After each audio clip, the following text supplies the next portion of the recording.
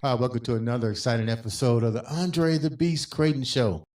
Another exciting show, another exciting guest.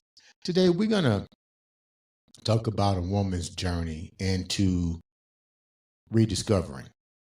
And let me go a little bit deeper before we start this show. Rediscovering. We all deal with that every single day of our lives. Sometimes we don't even realize it. Sometimes signals pop and we still don't recognize it because the universe has a way of making sure that you get what you want. And when you're doing something you shouldn't be doing or going through pain or whatever, it's going to bring you back. But you still got to put in the work. But you also got to recognize the signs as well. So today's show is about that reconnecting to self. Even though these signs were there, she didn't really pay attention to them until a little bit later. But then once she did, she started to see the beast mindset change. And today she wants to share her story on the change and hoping that her story would not touch everybody. Because let's get real, we can't touch everybody, but we can touch one person. I'd like to welcome to the show all the way from Colorado, Miss Aubrey Cook to the show. What's up, Aubrey? Hi, how are you?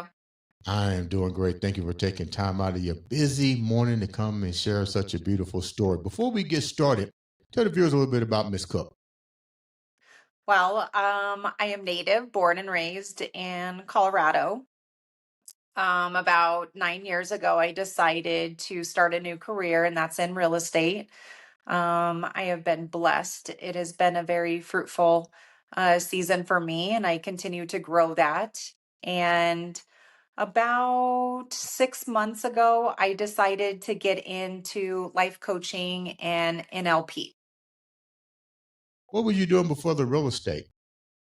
I actually was an accountant for about 3 years. I also kind of managed an office, and I also taught at a school district for about 7 years with some kiddos. So, Okay, so before we get into the life coaching, because we're gonna elaborate on that too, because let's get real. Everybody's a coach, and I respect that, but we're gonna understand what you bring to the table as a coach and what makes you different than the others, and why your message is so important than the other messages. But let's go back. You talked about a spiritual connection that was lost and was regained. Before you, what led you to the disconnect of the spiritual or your religious standpoint? Like, what was you doing that led you off of that path? oh goodness, I would say conforming to the world. You alter who you are by judgment. You react the way that you think people that want to react. Um I was conforming to everything else around me versus me being my authentic self. And it Yeah, was a huge internal battle. give me an example when you say conforming to the externals or the way people was perceiving you or how you wanted to perceive you. Go a little bit deeper than that. Sure. So, a lot of my friends and my family would probably describe me as somebody that is very blunt and very bold and um what's like take no crap kind of person. And although that is true, there's also this very soft, loving, compassionate side of me. And that part was not noticed. So Mm. the more that people were like, oh, this is who she is, it almost made me feel internally like I was like this bully or something. And that's not who I was. And if I didn't do something that they felt, I should be reacting. um, then it was just judged really harshly. Like, Aubrey, you actually should be doing this. An example, I had a couple of friends that would give me advice in my relationships. And instead of asking me questions or caring about the way that I was feeling, they were almost telling me how I should be reacting or what I should be doing. And it was my journey. It Give me an was, example. Give me an example. Like you're in a relationship. That's interesting because you always wonder what girls talk about. so oh, sure. so give me an example Well, they thought you should be doing instead of them listening to your pain. yeah, yeah, asking questions, why do you feel that way? Or what is happening that puts you in this place, you Yeah. know, to not feel good. So here's the thing is that everything in life is a relationship, whether that be with your family, whether that be with your friends, whether that be an intimate relationship. And inside that relationship, for it to be fruitful, for it to elevate you and take you to another level, they have to meet you in that space. Mhm. And that space is your authentic self. And when people are hurt and they bring their traumas from their past relationships or their past friendships or whatever that might be, they bleed it into the relationship, so they're not meeting you there. They're almost expecting you to react or to just conform to their trauma, and it Mhm. doesn't work like that. Yeah. And I think that's where people get mixed up in relationships. You're not helping each other heal from your traumas. You're almost adding more to the bucket of traumas. What, And what in were you dealing with in your relationships though that they felt you wasn't acting right or that you should have did this? Or what were you dealing with? And you don't have to go through all the relationships, but just give me an example of something that you was really dealing with that probably dealt with what you're talking about. Maybe he had trauma that he didn't recognize and crazy friends and naturally you're recognizing you had the same issues. Sure. So in my relationships and quite a bit of my past ones, toxic. If it was geared around anger, not being able to talk through those feelings or understand why that person was angry, if somebody drank a lot, or if somebody, gosh, I like want to be able to explain this to where it makes the most sense here. Um, I was just in a position to where I was really pouring my heart out. I was really trying to be compassionate and caring and being there for a person. And the more compassion and caring that I was putting out, it was almost being taken for granted. Mm. And in return, it was starting to really hurt me. And there was things that were being said, I'm not good enough, or um, you should be here and doing this for me. And it was always me, while I kept pouring into that relationship, whether it be my intimate relationship or my friendships. I just kept pouring into them, and it was depleting who I was, because in the midst of it I was being put down.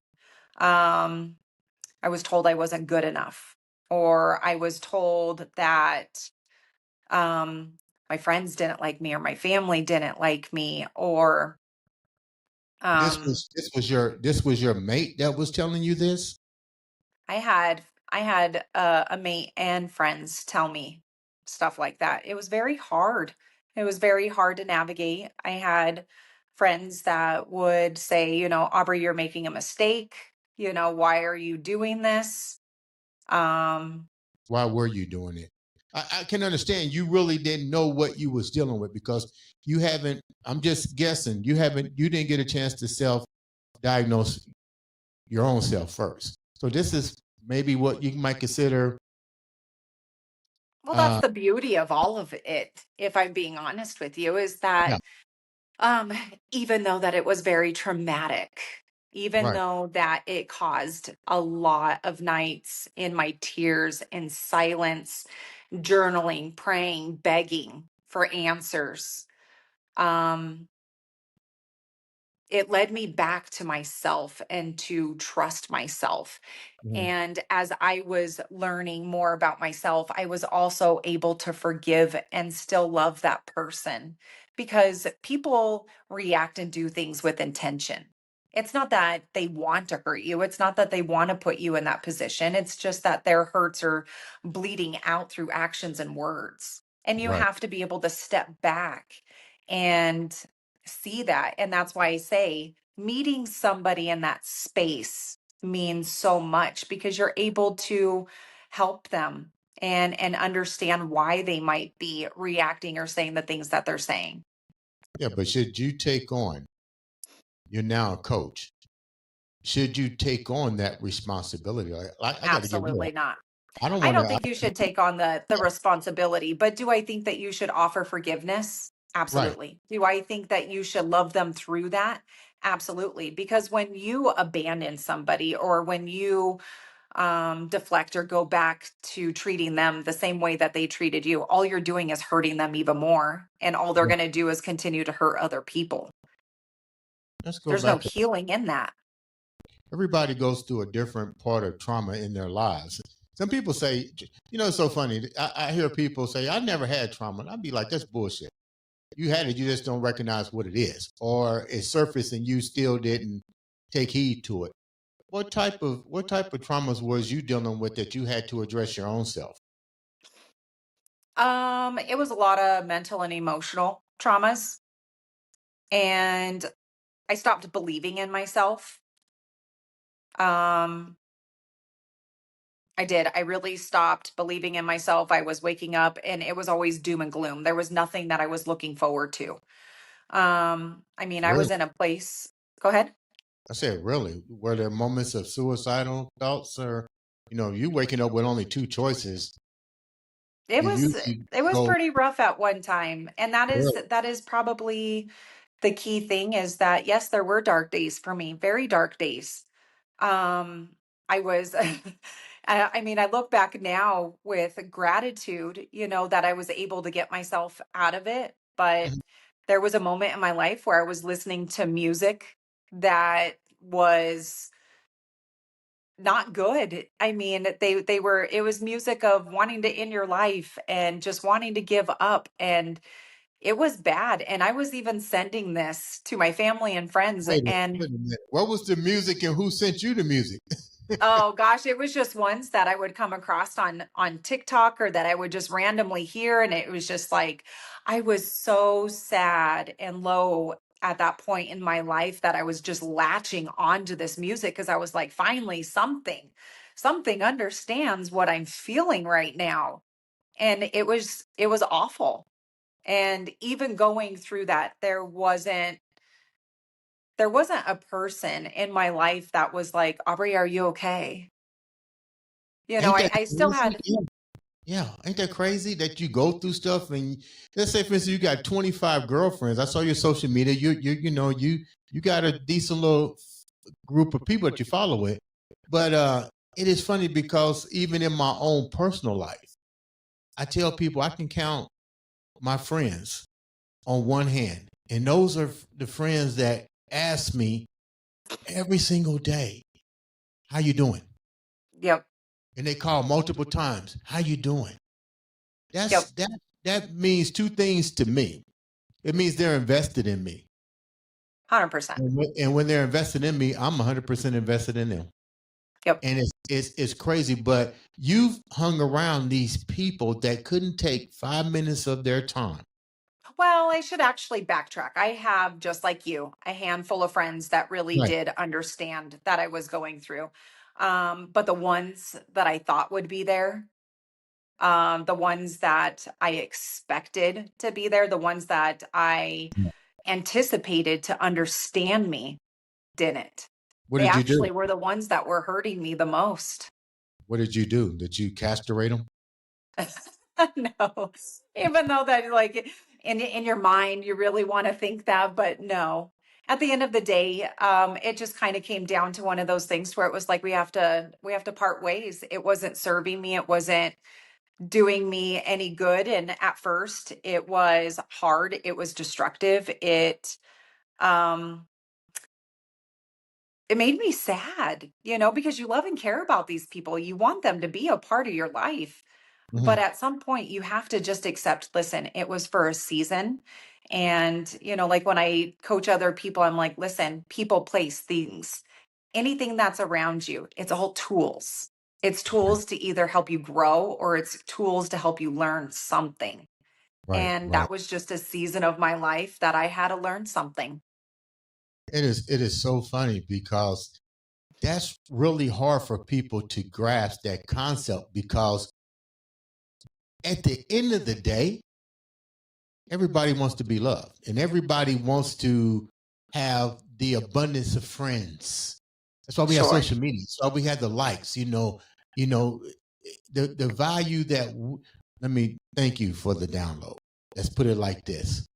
We have devalued who we are as human beings and 100%. replace that with likes, follows, and how many people are looking at my social media profile. Yep. And We that's lie to that. ourselves.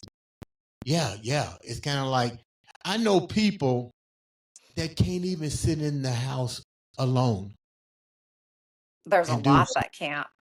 and watch a movie. They have to be around people. They have to be validated by people. When did you start? How did it make you feel to take validation of yourself and started to put It's people who was important to you in the right categories? it was hard. Like that was probably one of the biggest struggles that I had was just having to understand and recognize that. Um but the more that I was journaling, the more that I was praying, the more that I was sitting in my silence, the Right. more that I was starting to really, really understand, okay, this person taught me this. Great. Now I could use this in the next step in my life. But it takes a while. You have to own who you are. You have to own where you lied to yourself. And that is the hardest is admitting that you are being somebody that you are not. Mhm. Um, and the more that you become who you are and just let's just give a quick example, right? And it's as simple as this. You could be in a car with your wife and you're like, honey, where do you want to eat? Right. And you go through I don't know, where do you want to eat? But in the back of your mind, you're like, I want to work out, I want to be healthy, I want to do all this. And you still say, I don't care. But when you really do care, but a lot of people pass off just the littlest of things like that and not give it any value. Well, then you go somewhere that you really didn't want to eat it because it's not healthy food. After you eat it, you don't feel well. Then you're down on yourself because you didn't follow through with a commitment. And it's little things like that. And um that's where the weight starts to carry down on you, little things. And then the bigger things that happen with your relationships with friends, family, personal relationships, that's when it really starts to crash down. But it starts with the little things that you do that you lie to yourself about. It's funny, but I'm gonna ask you this question: whose responsibility is it? Mine. It is 100% mine. And that's what I like to teach is that you are 100% your own problem. Like you Because we can't can get rely on somebody else to fix it. You can't lean on somebody else to magically do it. You have to put in the work. it's funny when people get into these, like you said, these relationships and they become toxic. They usually show signs. Like if I see somebody, I was talking to somebody and they went through my phone. That was a red flag for me. Not that I have anything to hide, but it's like, why did you go through my phone? You know what Yep. I mean? So those are people show you their insecurities. So when I asked, why did you go through the phone? And it was like, well, because blah blah. So now they start to do what you said. They start to become open as to why they did. They can't justify it, but they justified it by saying that was a trouble for them. You know, then they start to pick pieces to justify their reasons. But to ask you this question, because you're a coach, how would you deal with something like that? Because I believe that it's not my job to fix the damage that you bring to a table. It's my job to either decide whether I want to deal with it. Am I strong enough to deal with it?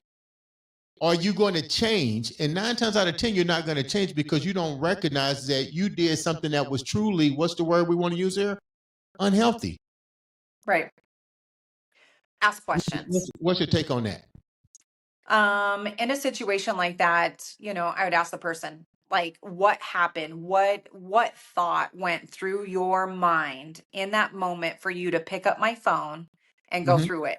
What were you expecting to see? What were you hoping to see? What were you wanting to find? Hmm. And it all starts with questions. And as they answer those questions, it's almost like you help them solve, like, I really didn't have a reason. Well, where'd that insecurity come from? Right. Was it a past conversation that you had that you shouldn't have had? Was it a past relationship? And if it was a past relationship that kind of put you in that place where you have those insecurities, as an intimate partner, you should say, listen, I want to help you get through these. I'm not here to make you jealous. I'm not here to lie to you. You know, if you're ever in a position where you just feel uneasy for whatever reason, can we sit down and talk about it? It all starts with a conversation, but you have to be vulnerable and you have to be willing to go into that space and you Mhm. have to be honest with it, even if it makes you sound crazy Crazy. or if it makes you sound weak, because Yeah. it's not. We Yeah. all have those insecurities. We all have those crazy creeping thoughts, and to me that's where I think the devil's trying to, mess up your path. But you've got to be able to talk through it just like you do with God. But I think a lot of people don't recognize that they have these issues because it's part of their norm. I mean, you can't, if somebody brings you something that you done, like you said, is crazy, most people will be like, I'm not crazy. Oh, that's not me. And they continue to go on. But you're a life coach now, which we're going to get into in a minute. Is it my responsibility to cure the damage? No, but it's your responsibility to let them know that this is a boundary. I It's like the your way you said that. responsibility to say, this doesn't make me feel good. It is your responsibility to tell them that you're invading a space that is giving you an internal feeling that doesn't make you feel good. Because if you think about it, when that person goes through your phone, yes, you're mad at them. But on the super internal side of you, it's just like, man, they don't see me as a trustworthy person, and then you start to question your own worth, your own value. That's crazy. Like you're a good coach. I like the way you analyze that. Let's go back a little bit. When you basically start dropping the pieces of your life, the ones that you thought would be there and so forth, how did they react? I always wonder how they reacted. Because Honestly, I most people don't be know. like, oh, well, she didn't want to have nothing to do with it. See, they switch it like really quick and make it sound like that you was the reason and that, oh, well, you was crazy, blah, blah, blah, blah, blah. What was kind of sort of the feedback that you was getting from the people that you wasn't disassociating yourself with anymore? Oh, gosh. At first, you sit there and you let your own mind kind of go through the, what are they thinking? What are they doing? What are they saying about Mhm. me? Yeah. At some point, you have to let it go. Let it Yeah. go. It's kind of like Mel Robbins. I absolutely love her stuff, and she does the whole let them theory, right? But you have to let go because their thoughts, their feelings, their reactions is not it's not my problem, it's their problem. And I just have to be able to accept it because I already know what they think. I already know what they might feel, or even what they might say is going to change the growth that I've already done inside of myself. And I'm Mhm. just not willing to allow that space to get clouded anymore. And, that's not to say in the future that that relationship can't change. But for right now, it's one of those things that they kind of have to go on their journey because people know when they're doing wrong. That's a fact. When people are Why you say that? dishonest with, they know, they know. So if they're sitting there talking about it and trying to be like, oh, nope, they actually did that, I always say, go inward. What did you actually do? What was your part to play in it? Right. Let's go back a little bit. How long were you on hiatus from your spiritual journey? Because you went into a whole different part of your life to where, I guess I'm understanding the story, right? Validation. There was a lot of things that was important to you. You even from going into the dark side and coming out. How long was this journey for you? Oh gosh, I've been on this journey for, if I really look back, probably about 8 years. But there's been pieces inside that 8 years where um things just got really good, to where you almost forget. And when I kind of came back into this journey on a deeper level, that's when I was like, this journey never ends. Like you have to stay so deep seated. So then you never steer away from it. And I think that is when the true growth begins. Because once you find your place here, you no longer allow the distractions of the outside world take you off track. And that's why I said it was probably in and out for like the last 8 years, is because there were things. And I stopped focusing. I stopped praying. I stopped taking those moments to myself. And I believe more than anything is that you do need time by yourself. You do need time without your phone, without music, without TV, and just sit in your thoughts and let them freely flow in and out, because that's what navigates you. Who was your support? Like who recognized that you were a ship destined or almost destined to sink? Who pulled you up? Who was your support cast? God, 100%. Me and God. What about your brother? My brother and I are really close, but no. My parents and I are very close. They would check in on me. I have a few good girlfriends that would check in, and a couple of guy friends as well that were on the journey that would talk to me about this stuff. But I have to 100% give it to time alone in prayer with God. He is the one that redirected my thoughts. What were the things? What were three things that you shared with your higher power that really changed the narrative for you in your moment of silence? Uh, Without going in great detail, I mean, there was a very dark evening, and that dark evening was just like, I'm done. But then there was just that quick moment, and it wasn't a sadness of what I was leaving behind. It wasn't a sadness of who would be sad. I was sad for myself because I gave up. Hold that thought And for a at minute. in that brief moment, it was like, I'm not done with you yet. Hold that thought. Let's go back. Don't leave me hanging like that. This is the Andre The Beast Crayton show. This is the moment of that beast mentality. Let's go back a minute. What was going through your mind that you was willing to check out? Nothing was going right. Nothing was going right. The thoughts that were going, like, every time I try, this was going against me. Um, there were thoughts of It didn't matter how much I loved, I wasn't going to be loved back. It didn't matter if I poured my heart and my thoughts, everything into something, nobody was going to hear me.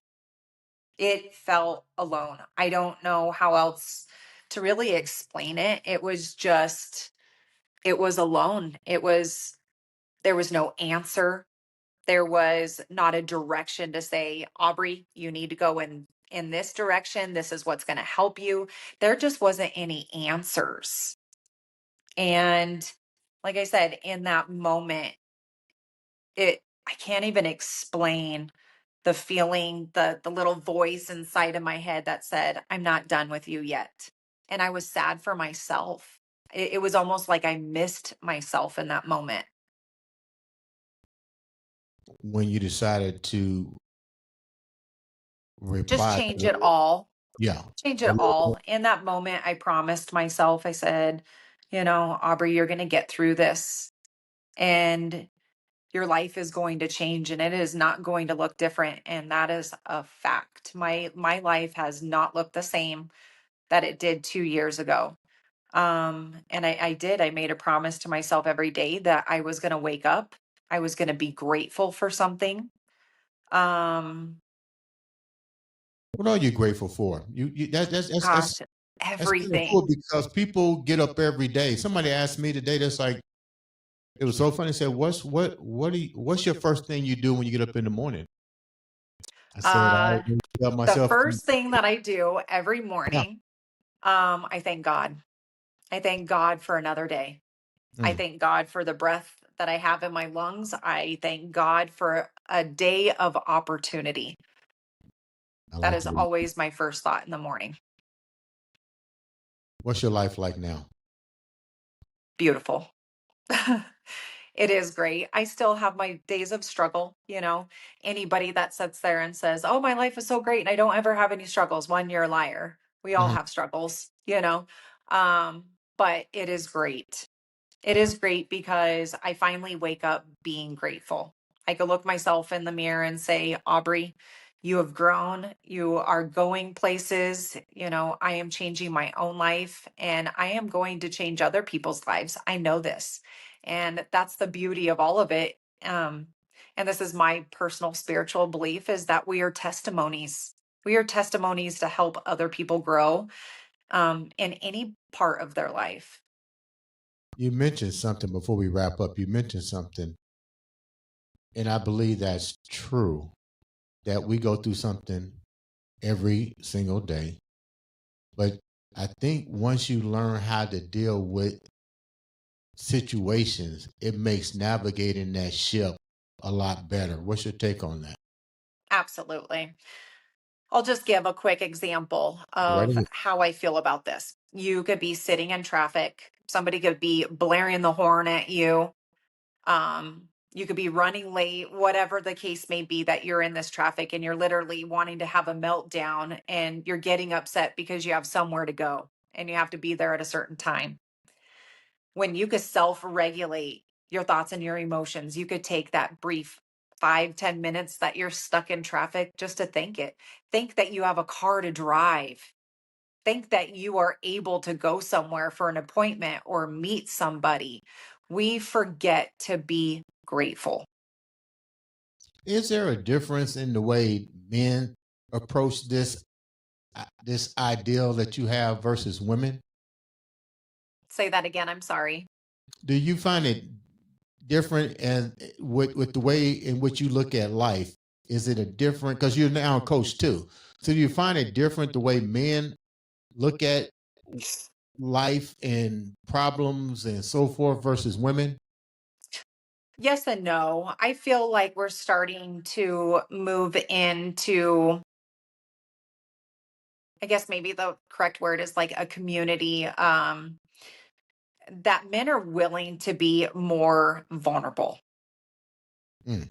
and to be more open about it because when you're not vulnerable, that's when you block everything. And I think men are starting to kind of understand, I have to be vulnerable about how I think and feel. you know? But then again, you still have some people that don't want to conform to it. They still want to kind of control the situation with their ego and pride. But You're still you're young, 30 some years old. What would you like to see change in the world right now? gosh, I would love to see people understand their true self. Because when you are your true self, you are going to bloom and you're going to bloom in people's lives that you're supposed to be blooming in. You are going to naturally gravitate towards great things.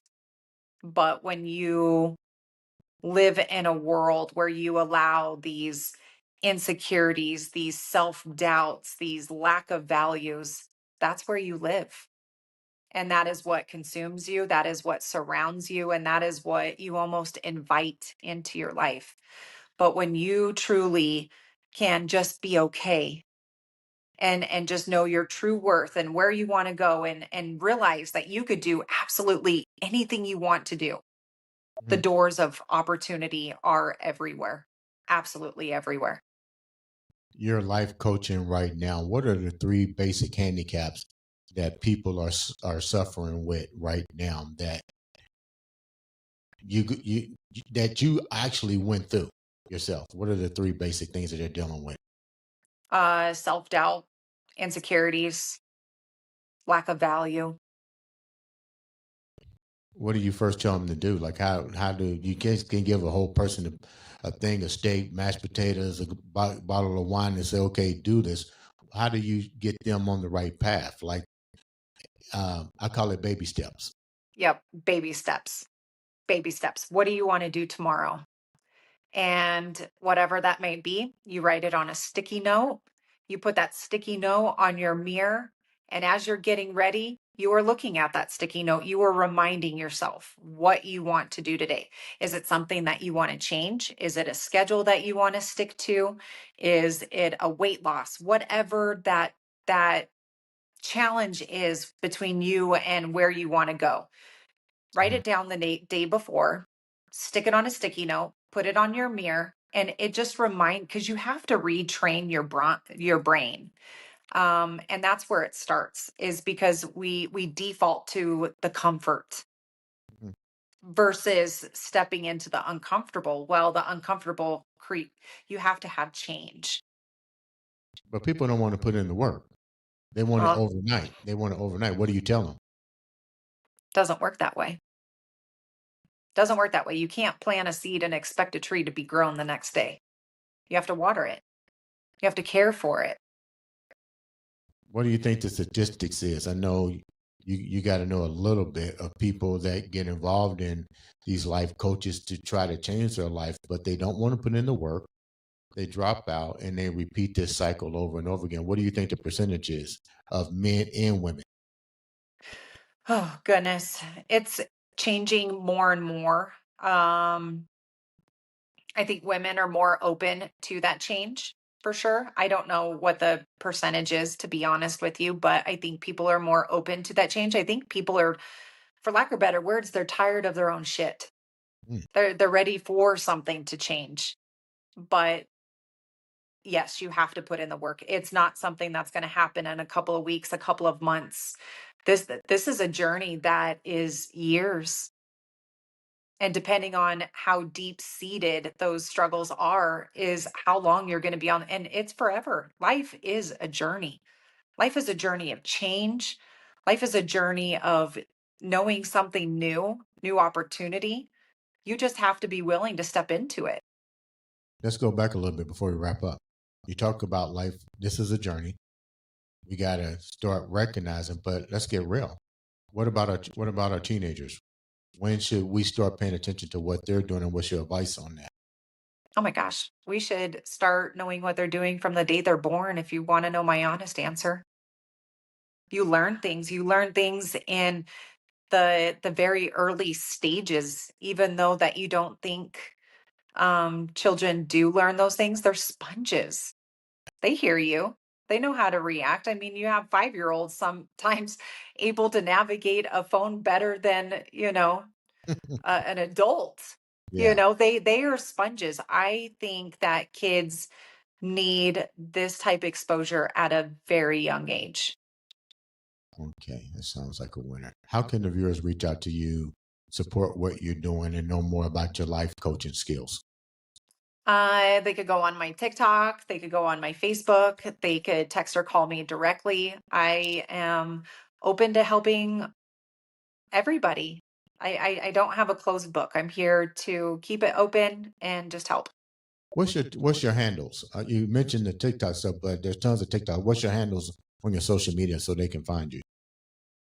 I actually don't have any really set up right now. I've been really blessed where people just text me. Some people just private DM me and say, "Hey, Aubrey, can you help me?" And that's where it started. So yeah. So they can find you under Aubrey Cook on social media, basically. Yep, Aubrey Cook. I also have my realtor website that's on Google. I know that's not attached to my life coaching, but I do have that. But a lot of it is just through TikTok right now, and it What is under Aubrey Cook. what made you decide to do life coaching? Like, I'm trying to understand it. You're a successful realtor, but why the urge to do life coaching? And why should people come to you for expertise? Because of everything that I've been through, I know for a fact there has been hundreds of people that have went through what I've went through. And I can meet them in that space and I can help them navigate, ask questions, get to know themselves a little bit more to have the life that they want because it is 100% possible. Aubrey, thank you so much for taking time out to share such an extraordinary story of that beast mindset, perseverance. I mean, you've done it. Congratulations. You guys make sure you follow her on all the social media platforms. Just search Aubrey Cook, send her a DM or whatever, because all it takes is one click of a button on social media to change somebody's life. Ladies and gentlemen, this has been another exciting episode of the Andre the Beast Crayton show. Thank you so much.